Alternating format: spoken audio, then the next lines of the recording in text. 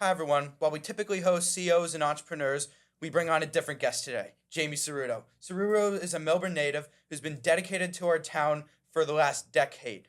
Do you have anything to say before we start? Just want to say it's great to be back at my alma mater, Milburn High School, where I served as class president and, of course, in the district I was on the Board of Ed. Love this community. I'm ready to bleed blue and white today. And always, go Millers. Cut it to the trailer.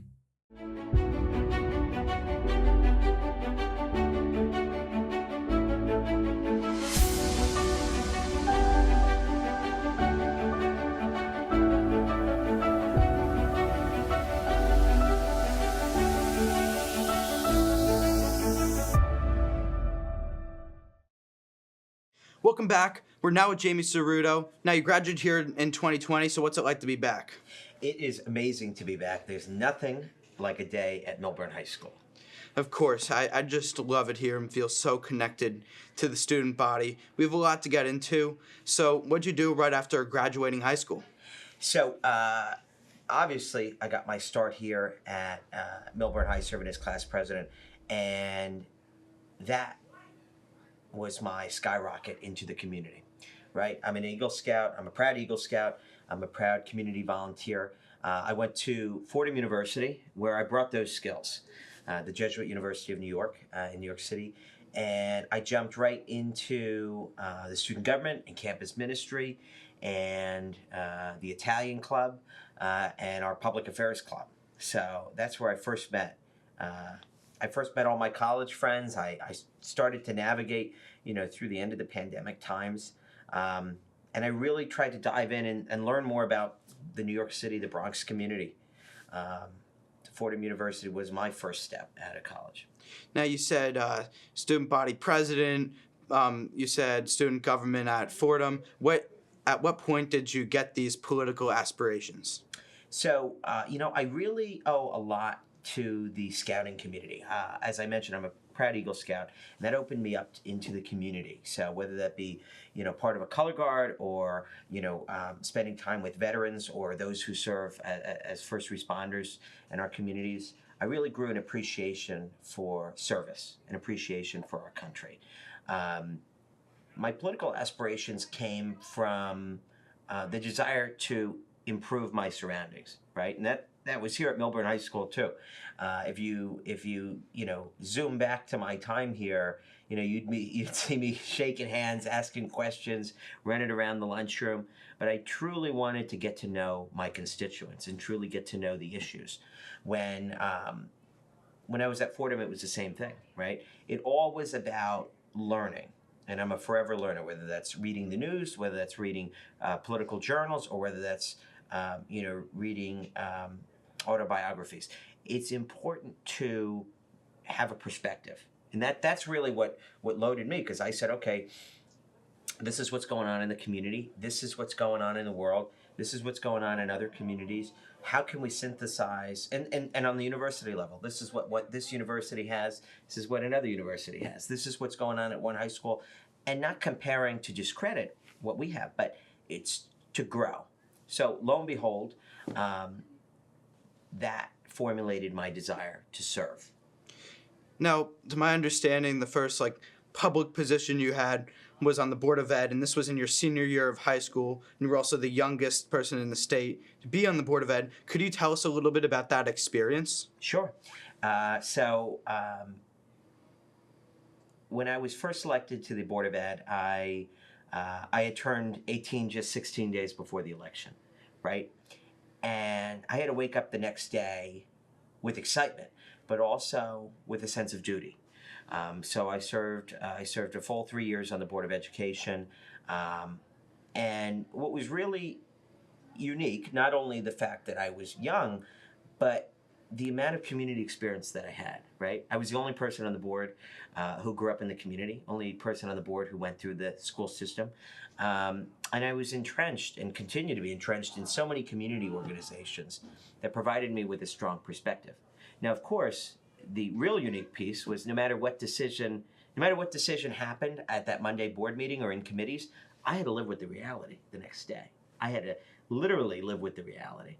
And that was an amazing experience to meet with constituents to learn about budgeting and personnel and about curriculum and about buildings and grounds. Really be long-term thinking. For the first time in my life, aside about, in high school thinking about what I'm going to go, do for college or a couple years ahead, I was thinking about 10, 15, 20 years ahead for the district. Where did we want to be facilities-wise? Where did we want the next generation of students that was just going to start kindergarten? What was their trajectory? It was really, really a unbelievable experience. Serve on the Board of Education of my community, more than anything, not just on a Board of Education, but my hometown, which I felt very prideful about. Now you say all these great things happened. You were on for 3 full years. How come you left before your term expired? So, I was originally elected to a 1 year and then to a 3. I decided to take on an opportunity to study and to dive into the Italian political sphere by studying in Rome, Italy. And I take my faith very seriously as well. And so this was an incredible opportunity that I felt that couldn't wait, that really couldn't wait. So I studied in Rome, Italy, and I felt it was my time to pause. It was my time for other leaders to come into the Board of Education.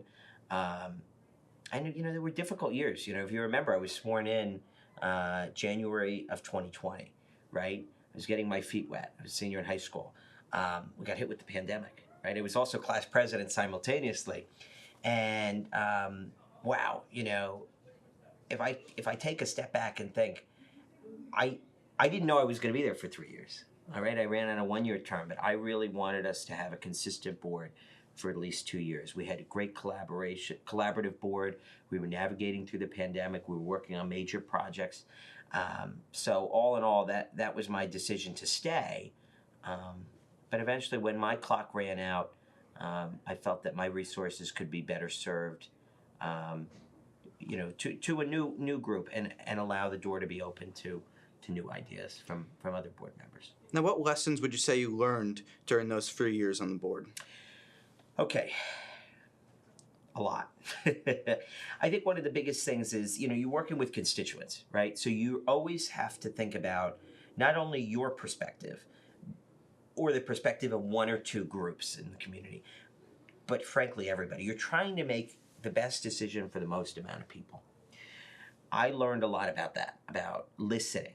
If there's anything, the strongest life lesson to anybody is to listen, A lot of talking, there's a lot of noise that goes on in the world, right? When you're having a conversation with someone, to listen to a constituent, whether they are your best friend, whether they are somebody you're meeting for the first time.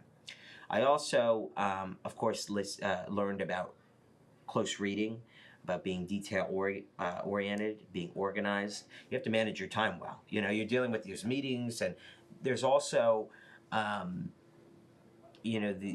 I mentioned prior, the long-term thinking. So that all has to go into the reading and the listening and the organization. I think another aspect that I learned from my service on the Board of Education was, of course,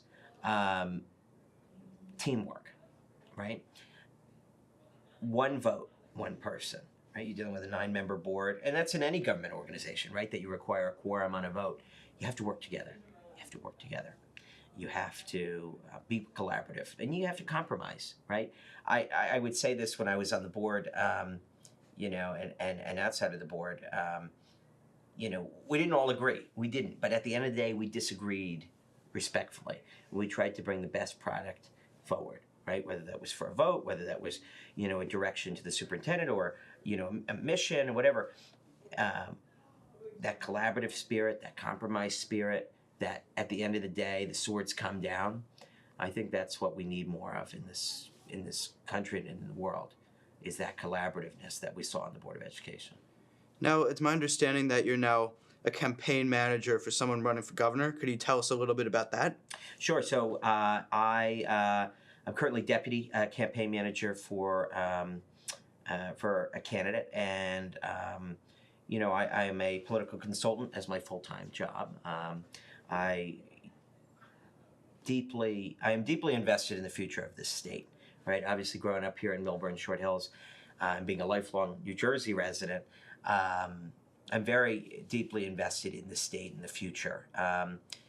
It's an unbelievable experience, right? Because working in the political sphere and government in general, you're meeting with people, or serving on the Board of Education, right? Or serving in a leadership role. You're not just dealing with your best friends. You're dealing with everybody. A lot of times you're dealing with people on all sides of the political spectrum.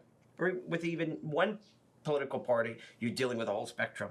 You know, that's what's so exciting about working in in this industry, is it's fast-paced and it's wide-ranging. I get to travel the state up and down, left and right. I never thought New Jersey was this big, you know, right? You're talking about north, south, east, west, from Sussex County all the way down to Cape May County. There's days where I drive down to Atlantic City and back in one day, right?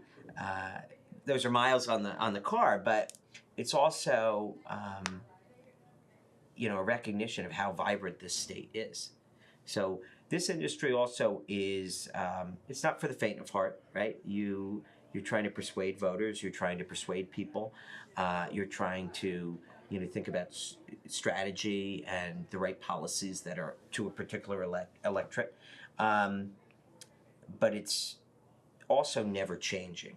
I mean, it's ever changing, I should say. It's always changing. You're always on your toes. You're always going back to what I said earlier. You're always listening. You're always evolving. I really do enjoy working in this industry. Now, who are some of your role models and why? So, I have to give a big shout out to three of the leaders in this building, in Millburn High School. Growing up here, of course, being a proud alum, a former class president, a former Board of Education member, Mrs. Siegel, Nancy Siegel, Dr. Myron, and Dr. Keenan have been some of my biggest mentors. And not only mentors while I was in this building, but mentors since I first came into this world. There's been a close collaborativeness to my relationships with them, and they've helped me guide through a lot of aspects of my life.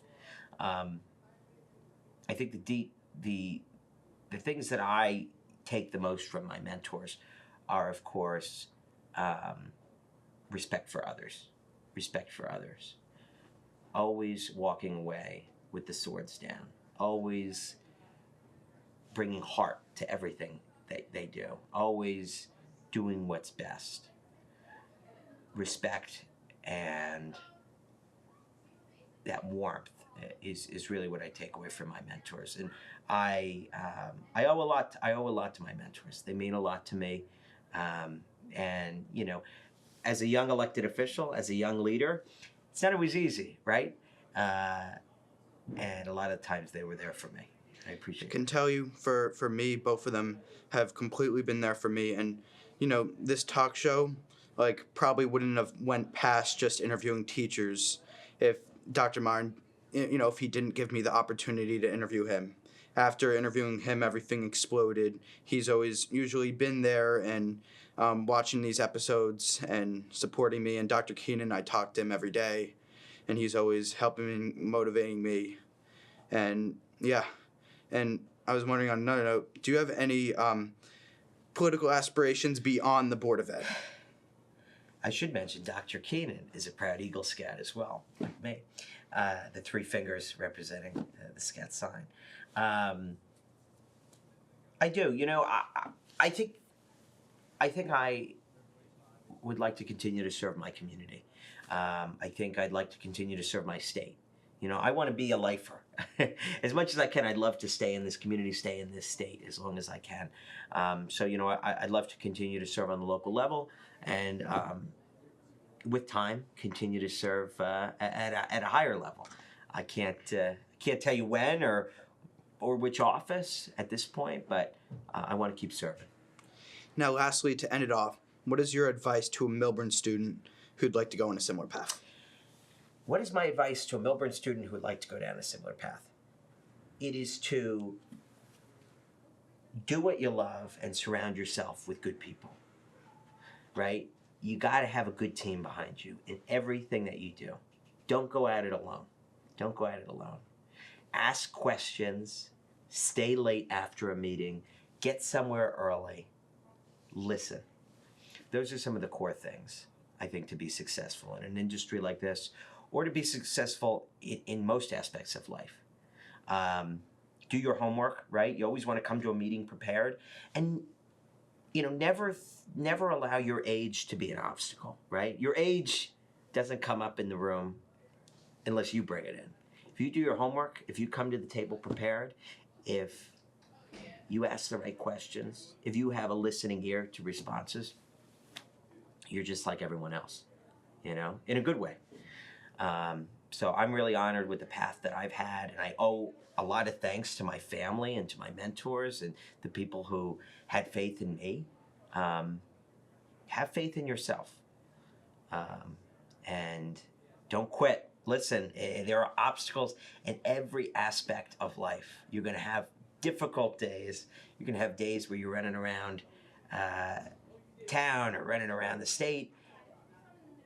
Don't quit, because the next best day may be tomorrow. Thank you so much for coming on. It was a pleasure having you. And to the viewers, this is most likely the last episode we're doing in the studio. We will transition to doing a few very cool, awesome documentaries that we have in store for you. So look out for that. They're going to be amazing.